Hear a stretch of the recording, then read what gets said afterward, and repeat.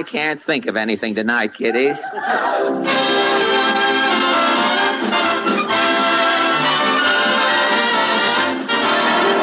The makers of Bluebonnet Margarine and Tenderleaf Tea present The Fred Allen Show, with Fred's guest, Orson Welles, Portland Hopper, Minerva Pius as Mrs. Nussbaum, Alan Reed as Falstaff Openshaw, Parker Fenley as Titus Moody, the DeMarco sisters, and Al Goodman and his orchestra. And until I show up as Senator Claghorn, my name is Kenny Delmar.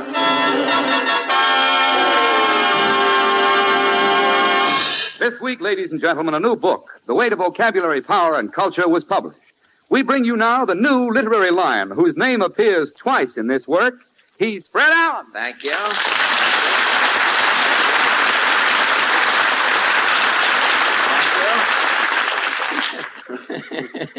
I'm laughing already at last week's show. Now, thank you, and good evening, ladies and gentlemen. And Kenny, I'm really happy that you mentioned Dr. Funk's new tome, The Way to Vocabulary, Power, and Culture. You know, I am now a part-time intellectual. If you ever pass Brentano's, look up. I may be in the window.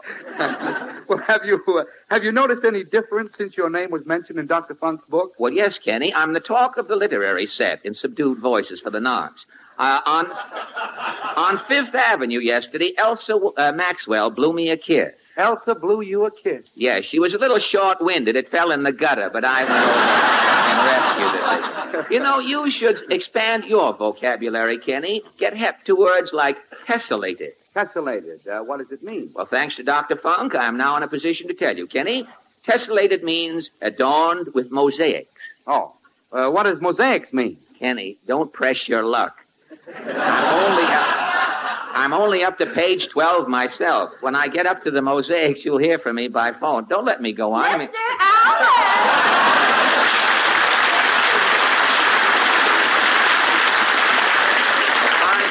Let me stand there reading punctuation for a minute. What is new? What's new, Portland? Mama said your name is in Dr. Funk's new vocabulary book. That is correct. And I would like to add at this time that Mr. Jack Benny's name does not appear in the book. Hasn't Jack Two people arrived? from Waukegan, huh?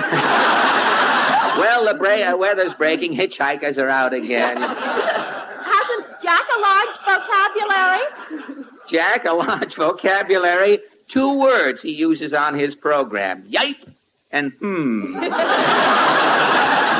You know, Benny takes spelling lessons from Red Skelton. Well, I think Jack is pretty smart. Smart? He's always teaching Phil Harris new words. Phil Harris? Phil Harris is the moron's messiah. And he is still smarter than Mr. Benny. You know, when Benny finished grammar school, he was so old, instead of a diploma, they gave him a pension. Mama said you were the only kid in kindergarten with 5 o'clock shadow. Well, look, when Benny went to school, he had to have a tutor to get through recess. The longest word Mr. Benny knows, you can get out of an oboe player's mouth sideways. Do you know any big words? Big words? Have you ever heard the word tessellated? Yes. Tessellated means to be adorned with mosaics. Who asked you what it meant? Do you want to know what mosaic means? Never mind. You're reading the book from the back. I can see that. You women are making too much trouble today, Portland. I read that women want equal rights in the world under the UNO. Mama says behind every successful man, there's a woman. Oh, poppycock. Who discovered America? A man, Columbus. Columbus borrowed the money to make the trip from a woman, Queen Isabella.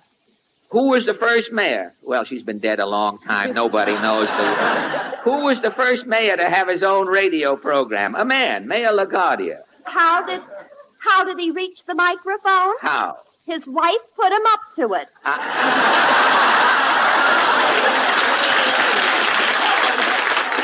Well, touche, and I don't mean that hand lotion, Portland. And speaking of hand lotions, we have a date with a couple of chaps in Allen's Alley. What is your question tonight? Well, wait till the Page boys laugh. Let them boys.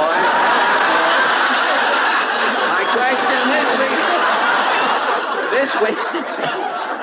This week, the department, I'll be glad when we're working on the street again. People going by laugh. Now it's all indoors. It's confusing.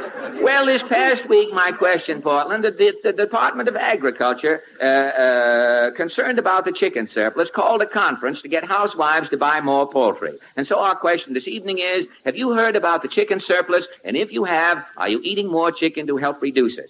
Shall we go? As the saw in the sawmill said to the knothole, I think I'll buzz along.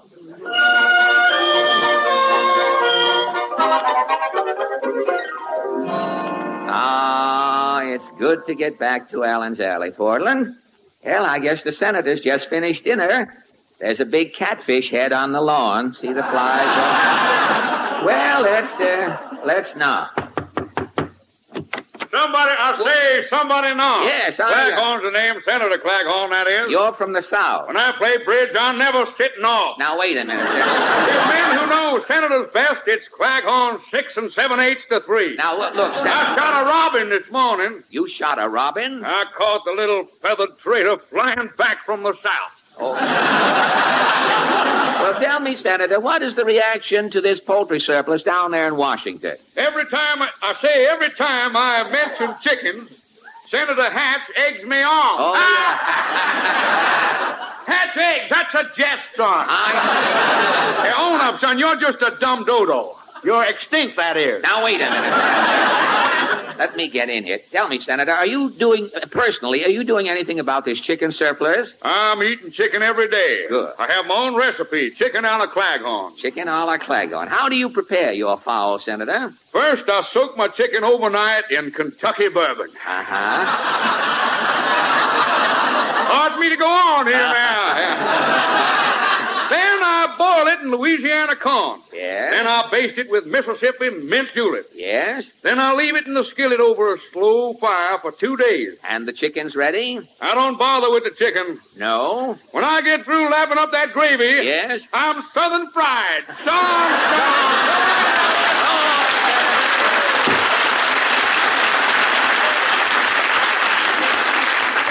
Well, the senator certainly knows his culinary stuff. Well, let's see if Mr. Moody is in. Howdy, Bob. You look a little tired, Mr. Moody. Yeah, I had to set up all night in the pig pen. Oh, really? One of my pigs had ptomaine. Oh. Well, how could a pig get ptomaine? I don't know. Must have had a piece of tainted swill or something. Oh, there's something wrong? Yeah, I got the rheumatism in both arms. Just got a crick. Oh, that's too bad. Well, doesn't the rheumatism bother you working? Just milking.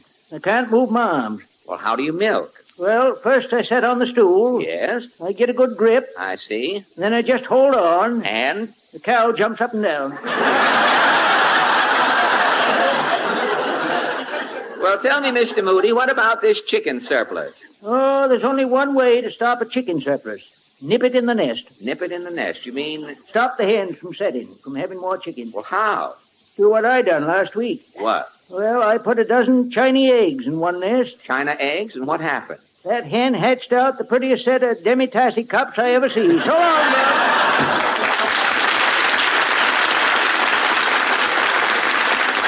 Well, I've never heard of a hen and her cups before. Oh, well, let's try this next door. No. Not Mrs. Nussbaum. You are expecting maybe Ronald Goldman. Tell me, Mrs. Nussbaum, are you doing your bit to help reduce the chicken surplus? I'm sending to Washington a slogan. Oh, what is your slogan? The war is over. We're through with bullets. Now is the time. Start cooking pullets. Very good. Very good. Excellent. Are you, beside the slogan, are you using poultry at home? For every meal in my house, I'm serving chicken. No kidding. For breakfast, I'm making Wheaties. Uh-huh. Concealed in the Wheaties is chicken gizzards. Chicken gizzards. You have coffee, too? Oh, instead coffee, I'm serving piping hot a cup of chicken fat. Oh, yum, yum. For lunch, I'm cooking chicken Chinese style. Chinese chicken? This is egg foo young. Uh-huh. Instead of the foo, I'm putting in chicken giblets. Oh, instead of the foo. Well, that should improve the taste. And you serve it Chinese style with chopsticks? No, with drumsticks. Oh, with drumsticks. Well, what is for dinner? Roast chicken stuffed. Stuffed, huh? Inside the roast chicken is a boiled chicken. Oh.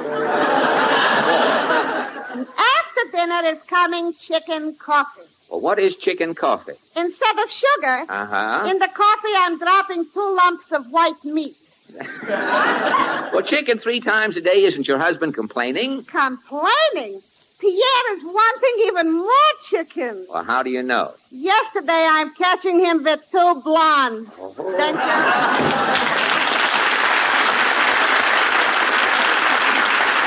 Well, here we are at the end of Allen's Alley. What can happen at this last shanty? Hi-ho all, it isn't Rudy Valley, it's the poet laureate of Allen's Alley. You have new poems for us tonight? Oh, indubitably. Have you heard, said Mayor O'Dwyer to Mr. Quill, surprise, the subways are running still? No. Or, life, said the worm, didn't give me a break. If I was 3 feet longer, I'd be a snake. No. Mother's spirits are low, they've almost hit bottom. She knows Gable is back and Gosson has got her. Now, this is the straw that sent the camel to the osteopath. Tonight we are discussing the chicken surplus. I know. I have prepared a poem. And what is your chicken surplus quatrain called? In rebuttal. In rebuttal. How does it go? The rooster flew to the henhouse roof and crowed to the world at large his message conceived in rebuttal to the chicken surplus charge. We give up our lives, crowed the rooster, and I speak for each chicken and hen who has died and been fried through the ages to grace the tables of men. Today you proclaim there's a surplus, yet to death you continue to doom us. Your cold storage warehouses glutted with fowl, and none to consume us. The real reason there's a surplus of poultry is the population has shrunk in New York. So don't go around blaming us chickens. Go take it up with the stalk. Thank you, Falstaff.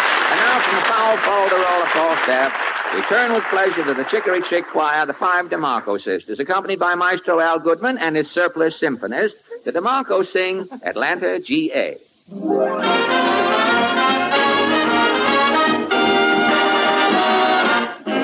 Out of the morning glory's growing, the breeze is softly blowing in Atlanta, GA.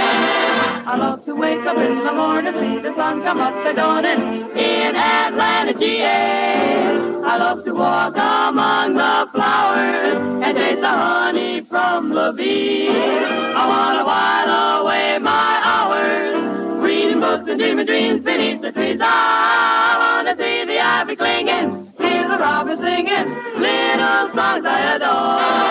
I want to attend the Sunday meeting, hear their friendly greeting when I get home once more. I long to hold that certain someone, I miss him more each day. I'm getting ready for a wedding, gonna get the train to setting for Atlanta, GA. I wanna see the ivy clinging, wanna hear the robin singing, wanna attend the Sunday meeting, wanna hear the friendly greeting when I get home once more. I long to hold that certain someone, I miss him more each day. I'm getting ready for a wedding, gonna get the train that's heading, and for Atlanta, GA, Atlanta, GA.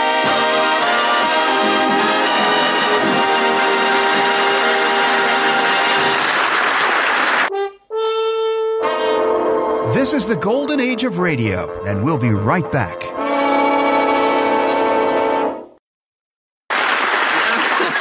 And now a man with some details about a topic. When the topic is food, we all want details, so this is of special interest. How do you like your breakfast toast? Very thin and crispy, thicker and just lightly browned? Whatever kind you favor, it tastes extra good with Bluebonnet. Yes, Bluebonnet, the margarine that gives you flavor, nutrition, economy, all three. Bluebonnet has a delicious flavor. Fresh, delicate, country sweet. And it keeps its delicate, delightful flavor even when half melted on piping hot foods. Bluebonnet margarine is packed with nutrition, too. Rich in food energy, rich in vitamin A. As for economy, Bluebonnet saves you real money. It costs so little, you can spread it on twice as thick. And boy, you'll want to. Bluebonnet margarine is a product of the makers of Fleischmann's yeast. That fact alone tells you it must be good. Because shortages of table spreads limit your grocer's supply, he may be out of Bluebonnet temporarily. But keep asking. He'll have it. Remember the letters FNE for flavor, nutrition, economy. Bluebonnet margarine gives all three. Flavor, nutrition, economy.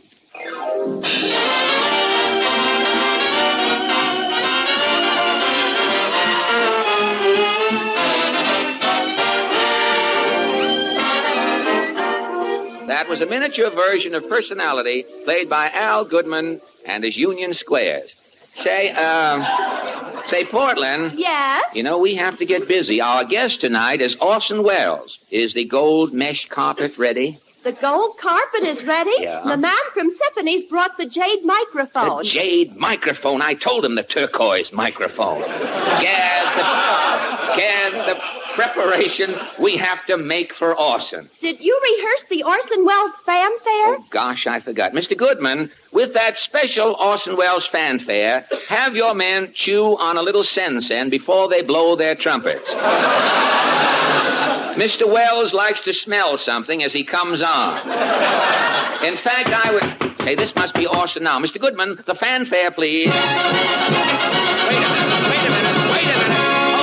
Hold it. Stop it, please.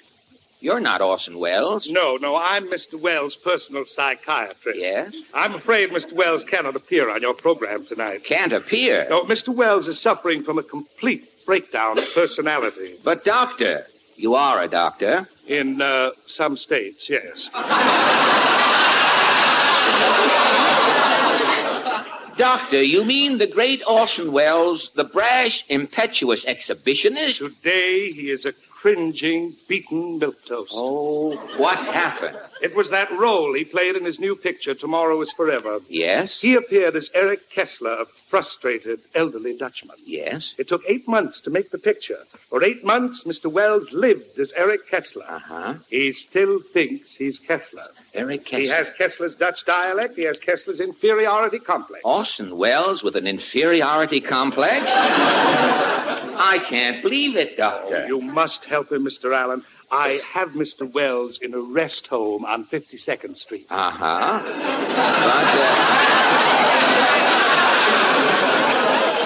But, Doctors Leon and Eddie's the place. I've seen that. But what can I... If you can induce Mr. Welles to face an audience again, he might conquer his phobia. I shall do it. Let's go to the rest home, Doctor. Let's go.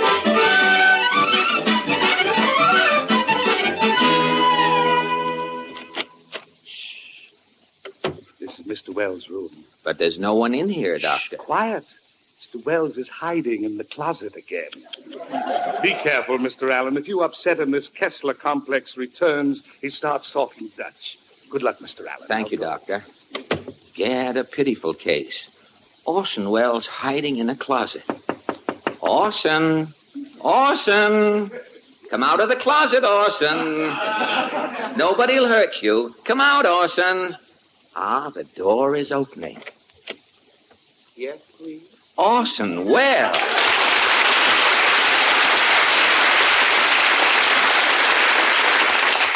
Orson, you remember me, Fred Allen? Was you ever in Cincinnati? Look, Orson. Excuse, please. The name is Eric. Eric Kessler. But, Orson, I'm your old friend. Was you ever in Cincinnati?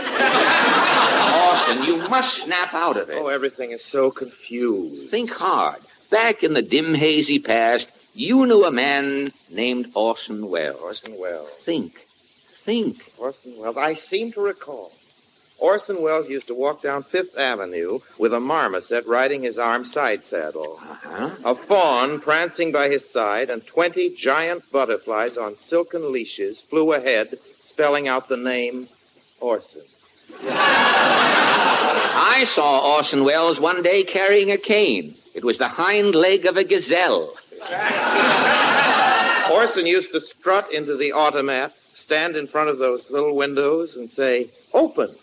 Every single window would fly open. Well, listen, Mr. Kessler. That man with the 20 butterflies and the hind leg of the gazelle was you. You were Orson Welles. You're still Orson Welles, star of stage, screen, and radio. Fred. Yes? You left out television. Ah! That's the old Orson, the old blowhard coming back. You mean I'm not Kessler, the weakling? I am Orson Welles, the blowhard? Yes. You have got to convince yourself. Say to yourself, I am Orson Welles. I am Orson Welles. Good, good. Say it again. I am the great Orson Welles. I am the great Orson Welles. Let it ring out. I am the great Orson Welles. You're cured. The old power, the old ego, the old ham is back. Now you know who you are. I am Eric Kessler. Orson. Weren't you ever in Cincinnati? Orson, you're slipping. Orson. Oh, it's no use, Fred. It's nice of you to try and help, but now if you'll excuse me, I'll go back into my little old closet. Now, Orson, we can conquer this complex. If you'd give one performance in public, your past would return. A long time ago, we did a play together, remember? Oh, yes, it was Les Miserables. Let's do it again. Oh, Fred, I'm frightened. Buck up, Orson. All right, if you insist, I'll do the play on one condition. Yes, Orson. You must be the star. You must do all the acting. All the acting. Just let me appear for a second, no more. Good. Yes. If you only speak one line, it will bolster your courage. Now, as we start, you can announce the play. Fred, it means mentioning my own name. I'm afraid. Steel yourself. You must conquer this inferiority complex. You can do it, Orson. Music, Mr. Goodman.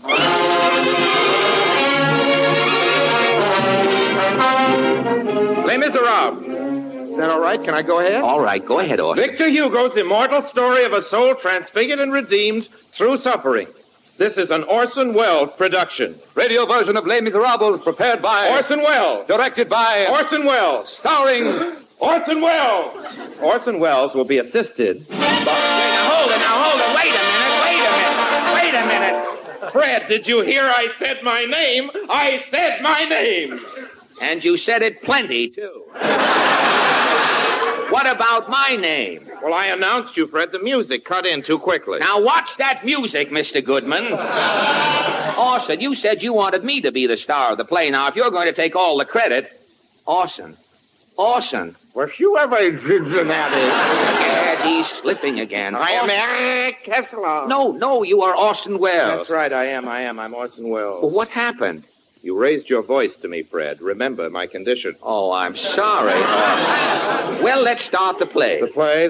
What play? Les Miserables, you remember? Yes. I am Jean Valjean, the hunted convict. Yes. You are Javert, the detective, that merciless minion of the law, always on my trail. Yes. You do all the acting. All the acting, I'm the star. Yes. You just come on for a second. That's right. Fine, let's go. The first scene is a dingy garret in the slums of Paris. As the story opens, I, Jean Valjean, am hiding out. I think I have escaped you.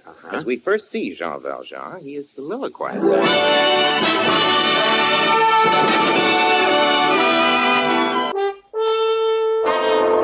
This is the golden age of radio, and we'll be right back.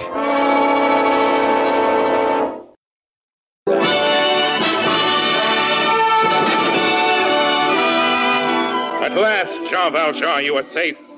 There is no cause to fear this Javert who has hounded you so long. Javert, your nemesis, that merciless bloodhound, always in pursuit of you, is finally thrown off the track, completely baffled. But hark, that sound upon the stairs. Footsteps, those same plodding footsteps. Javert, what is to be done? This window. Jean Valjean will never be taken. Goodbye, Javert! Now, wait a minute. Stop the music, Mr. Goodman. Fred, did you hear that? That was I, the old Orson Welles. I'm not afraid anymore. No. Now I'm starting to get a little frightened. Now, look, Orson. Later, Fred. Now we start the second scene. Never mind the second scene. What about the first scene? Oh, it was wonderful, Fred. I'm getting that old feeling again. And I'm getting that old business again. Orson, you said I was going to be the star. But you are the star, Fred. What stole that whole scene? What? It was that knock on the door. And who knocked on that door? Javert. Never mind Javert. Well, you motivate the entire story. If you hadn't knocked at that door, I'd still be in the garret. We'd have no play. Now, don't give me that. I'm supposed to do all the acting. I haven't even had one line. Were you ever in Cincinnati? Take it easy, Orson. Oh, Well, watch that, Fred. Yes, sir. Yes, sir, I will. Well, what happens now? Well, in this second scene, you dominate the whole thing. I am just a stooge. A stooge. Well, that's more like it. What is the second scene? Well, it's years later. This time, you, Javert, have me trapped. Cosette Fabantou, a demi-monde, is concealing me in the back room of a bistro. I, Jean Valjean, am pacing up and down. Jean, will you stop pacing? Toujours up and down. This is the end, Cosette, my farewell to freedom. Instead of liberty waits the galley crew, the iron collar, the chain at my foot, the dungeon, the plank bed, all the horrors I know so well.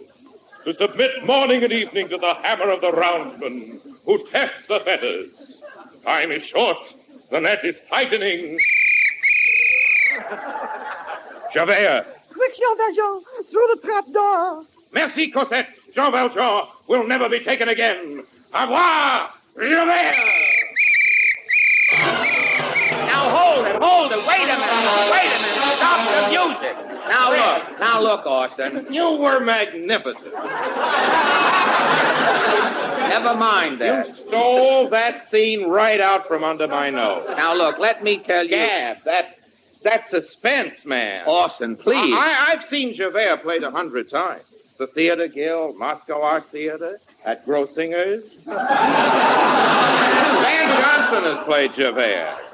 But I've never heard a Javert get the tone out of that police whistle that you got tonight. Now, look, Orson, I don't mind playing the schnook to help restore your ego, but now my ego is going. In 2 acts, all I've done is knock on a door and blow a whistle. Were you ever... All right. The next, go ahead with the play. The next scene is all yours, Fred. As you started to say, you trail me through the sewers of Paris. You finally corner me single-handed.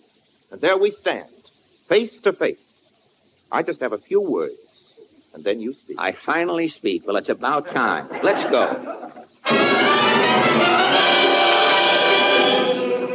Fondue, hell situation. Alone in this sewer.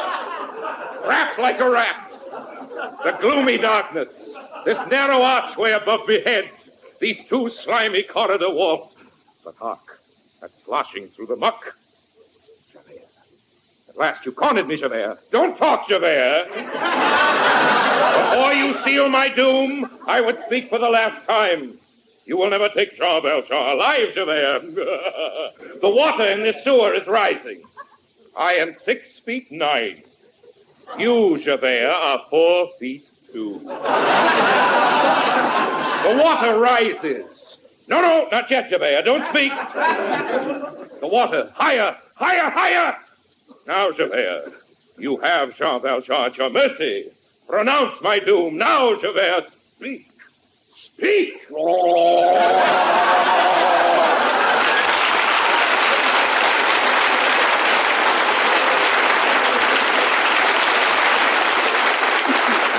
Penny Delmar. His subject, the American woman. Everybody knows that American women are the most beautiful in the world, the best dressed and most charming, and the best managers, too. Yes, Mrs. America is practical. That's why she buys more Tenderleaf tea balls than any other kind. They are so practical in daily use, better in every way. They give you richer, more flavorful tea because they're made with Tenderleaf brand tea, famous for its flavor. That finer blend of choice tea leaves is put up in crisp, white individual packets. Little envelopes made of tasteless filter paper. They're appealing to see, dainty, convenient to handle, and absolutely insoluble in the hottest water. Your tea is filtered crystal clear as it's being made, and it's made in a hurry. When you want a cup of quick comfort, just pop a Tenderleaf tea ball into a cup, add boiling water, and there you are. So be practical for every good reason. Ask your grocer for Tenderleaf brand tea ball. Now, before we pack away the Tenderleaf tea and Bluebonnet margarine for tonight, here's a final word from Fred Allen. Was you ever in Cincinnati? Thank you, Eric Kessler. Guten Nacht, alles. Good night.